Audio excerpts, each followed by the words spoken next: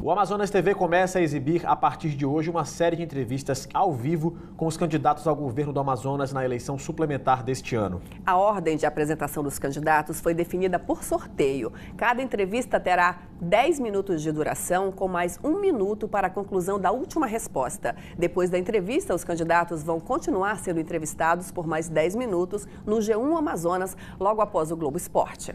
Se um dos candidatos se considerar ofendido por algum dos seus opositores nas entrevistas de estúdio ou também no G1, a direção da emissora poderá conceder 1 minuto de direito de resposta ao ofendido dentro do mesmo jornal ou no site no dia seguinte. E o primeiro entrevistado nesta segunda-feira é o candidato Marcelo Serafim, da coligação Coragem e Atitude para Mudar o Amazonas. Oi, candidato, bom dia. Bom dia, Cléo. Bom dia, Rafael. Um prazer enorme estar aqui na Rede Muito bom Amazonas. dia, bem-vindo. Obrigado. Candidato Marcelo, o senhor já foi deputado federal e também vereador de Manaus, mas nunca assumiu nenhum cargo no executivo. O senhor se considera preparado para assumir o governo do Amazonas, especialmente nesse momento de enfrentamento de uma crise? Com mais absoluta certeza, Cléo, eu acho que o Amazonas precisa, nesse momento, virar a página de tudo aquilo que não deu certo ao longo do tempo. Eu sou farmacêutico de formação, funcionário público da Universidade Federal do Amazonas e da Secretaria Municipal de Saúde, estou atuando na ponta da saúde, fui deputado federal, vereador de 2 mandatos, uma pessoa que se preocupou ao longo do tempo em se preparar e em estudar para esse momento. O que a velha política quer colocar na sua cabeça é que a juventude não pode assumir o controle do Estado nesse momento. E o que você tem que refletir é se tudo aquilo que foi feito ao longo do tempo deu certo e mudou a sua vida. Aqui, nós vamos ter a oportunidade de nos mostrar e apresentar um pouco mais das nossas propostas. Candidato, o próximo governador vai ter um mandato apertado, né? Pouco mais de 1 ano e um orçamento também apertado. Para esse 2017, o orçamento aprovado no ano passado pelos deputados foi de 14,8 milhões, cerca de 14,8 milhões. É um orçamento que vem reduzindo nos últimos anos, desde 2015. Então, qual vai ser a prioridade, caso eleito, em relação a esse curto período e também ao orçamento que a gente sabe que está apertado? A nossa prioridade ela vai estar fincada em 3 aspectos. O primeiro, saúde. O segundo, segurança. E o terceiro, geração de emprego e renda. Na área da saúde, nós temos um grande projeto chamado Saúde Forte, que vai estar preocupado em abranger as mais diversas áreas da saúde. Eu dou exemplo da atenção primária.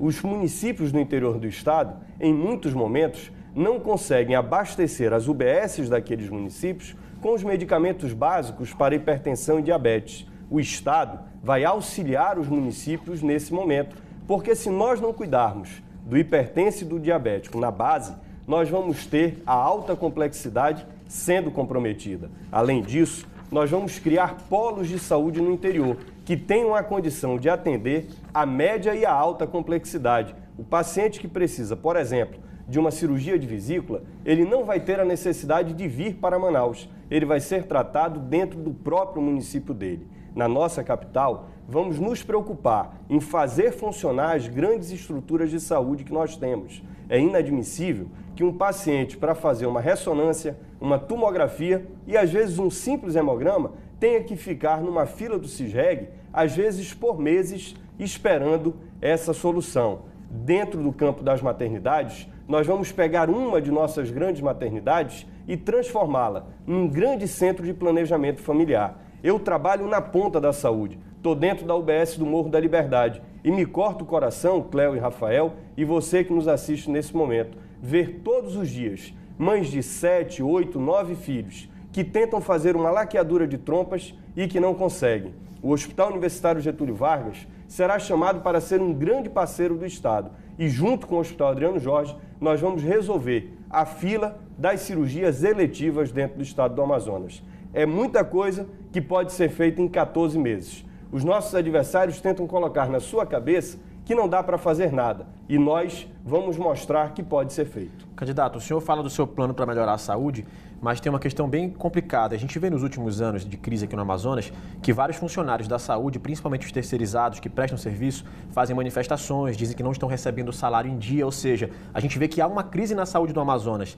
Como fazer, então, para sanar essa crise e ainda conseguir botar em prática o seu plano? Claro, a gente ouve o seu plano aqui agora, mas a gente tenta entender como funcionar em relação ao dinheiro. Veja bem, a saúde, infelizmente, falta gestão. Nós gastamos muito em contratos terceirizados que poderiam ser resolvidos dentro do próprio Estado.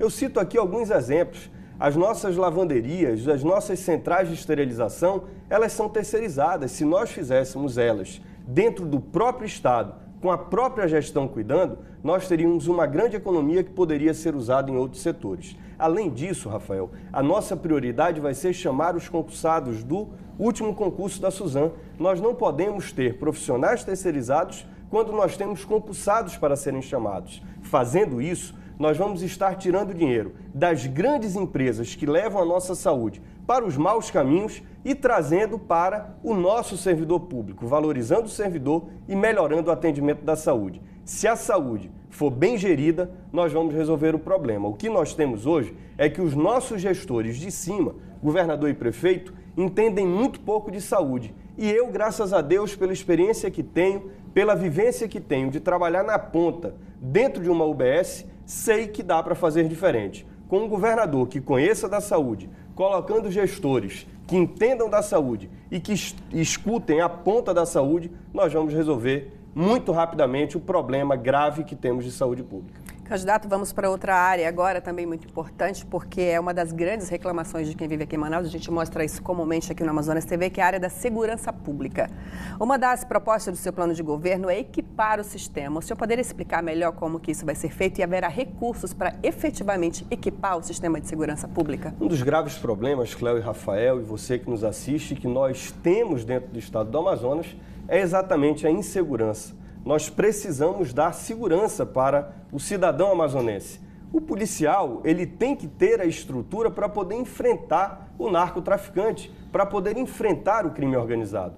Como nós vamos trabalhar? Primeiramente, sendo parceiro da Polícia Federal e das Forças Armadas nas nossas fronteiras. Fazendo isso, trabalhando de forma integrada, nós vamos conseguir evitar que a droga entre na cidade de Manaus. Aqui, nós vamos colocar a polícia na rua, que é um dos nossos projetos do nosso plano de governo. Fazendo isso, estruturando, dando condições do carro não estar parado por falta de manutenção, dando condições para que o carro não esteja parado por falta de combustível, dando condições para o policial, que bem armado vai estar enfrentando o criminoso. Hoje, o cidadão, que é você que está do outro lado, está preso dentro de casa e o bandido está solto nas ruas. Nós vamos combater. Vamos trazer para Manaus o BOP, uma força altamente especializada que vai ajudar no combate do crime organizado. Eu tenho a mais absoluta certeza que com pouco dinheiro, a gente via agora há pouco o secretário de Segurança falando na compra de armamentos, nas lanchas blindadas para poderem fiscalizar os rios.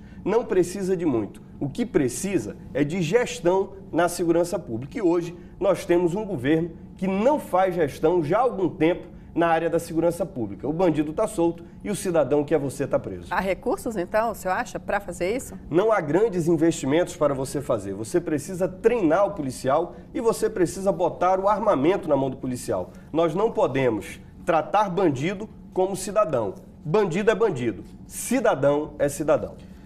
Bom, a gente continua falando um pouco sobre essa área, esse assunto, porque nós vimos um massacre horroroso no início do ano aqui no Amazonas. E não dá para negar que a superlotação acabou contribuindo para que isso acontecesse. Algumas coisas foram feitas, mas a gente tem noticiado que cadeias no interior do estado continuam enfrentando esse problema da superlotação. Como o senhor pretende, se eleito, lidar com essa questão dos presídios, da estrutura, da infraestrutura carcerária no interior do estado e na capital?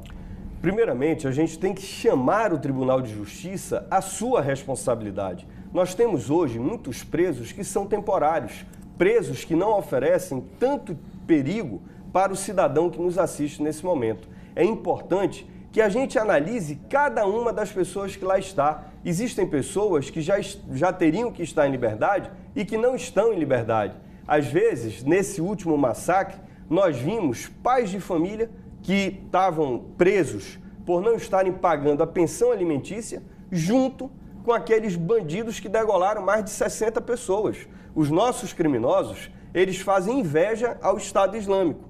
O mais temido em toda a Europa, Estados Unidos, é o Estado Islâmico. Isso porque eles não conhecem os criminosos do Amazonas, que degolaram esse ano mais gente do que esses bandidos de lá. Nós precisamos tratar a segurança pública com uma alta gestão, alta qualificação e com armamento pesado para enfrentar a bandidagem que deixa hoje o cidadão preso enquanto ela pratica os crimes fora nas ruas de Manaus. O senhor disse que pretende fazer cortes no custeio da máquina pública. Como é que isso vai ser feito? Haverá demissão de funcionários e redução de secretarias? É custeio de máquina mesmo. Eu vou dar um exemplo, iluminação de LED dentro das repartições públicas, isso economiza mais do que 75% do gasto com energia. Eu vou te dar um outro exemplo dentro da educação. Nós vamos acabar com essa história de mandar a merenda escolar para o interior do estado. Nós vamos mandar o recurso para que o diretor, fiscalizado pela Associação de Pais e Mestres, possa comprar a merenda escolar na ponta